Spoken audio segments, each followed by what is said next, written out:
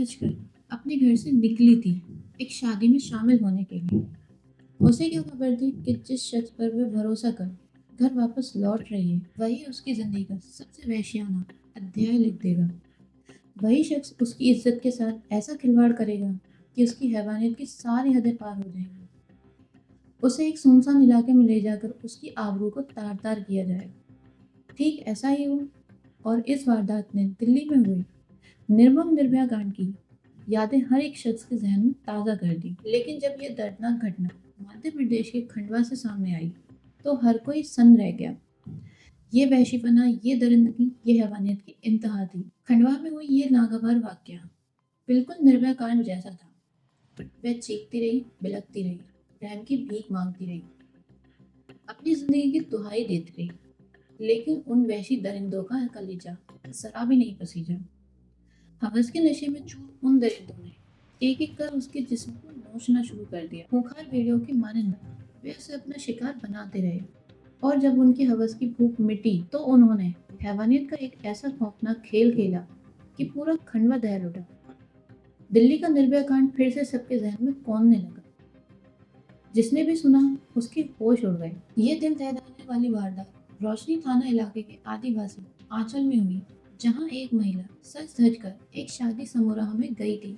वह खुश थी, जश्न का माहौल था, लेकिन उसे जरा भी अंदाजा नहीं था कि उसकी खुशियां बस कुछ देर की मेहमान है और ये जश्न उसका आखिरी होगा। महिला शादी समारोह में से अपने एक परिचित हरी के साथ लौट रही थी। हरी उसकी जान पहचान का था, पड़ोसी था, लेकिन उसकी नजरें गंदी थीं। उसके दिमाग में कुछ और ही चल रहा था। हरी उसे अपने साथ लेकर घर पहुंच चुका था। इसी दौरान उसका साथी सुनील भी वहां आ धमका। हरी और सुनील ने साथ में मिलकर शराब पी और फिर जो हुआ उसने हर किसी को हैरान कर दिया। आरोपियों ने उसके साथ बलात्कार किया और हैवानियत की सभी हदें पार कर दी। पूरी रात महिला के जिस्म को कित्तों की तरह नौचा गया। रात भर उसके साथ दरिंदगी की गई। दूसरे दिन सुबह महिला घायल हालत में आरोपी हरी के घर में ही मिली। बेटे और बहू किसी तरह उसे घर लाए, जहां उसने अपने साथ हुई पूरी घटना की जानकारी परिजनों को दी। दो लोगों ने महिला के साथ सामूहिक बलात्कार की इस घिनौनी वारदात को अंजाम दिया था, लेकिन इससे भी उनका मन नहीं भरा।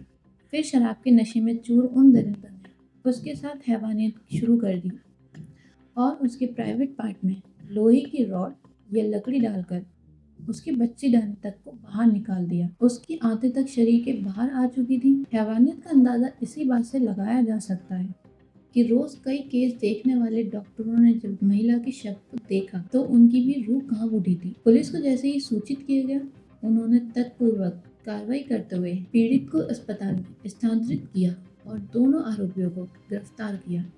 गिरफ्तार करने के पश्चात आगे की सभी वैधानिक कार्रवाई जैसे प्रकरण दर्ज करने से लेकर साक्ष्य इकट्ठा करने तक पुलिस ने की।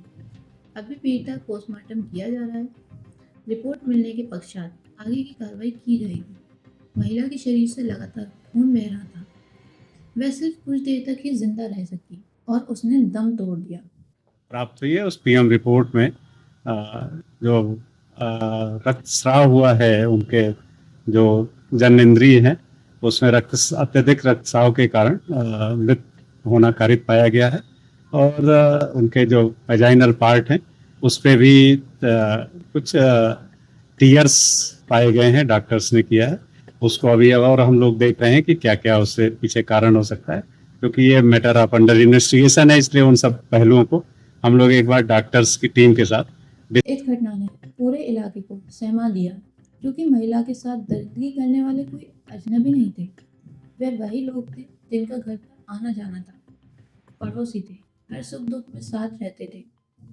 ऐसे में सवाल ये था कि आखिर एतबार किस पे किया जाए। क्राइम स्टोरी न्यूज़ के साथ मैं गजल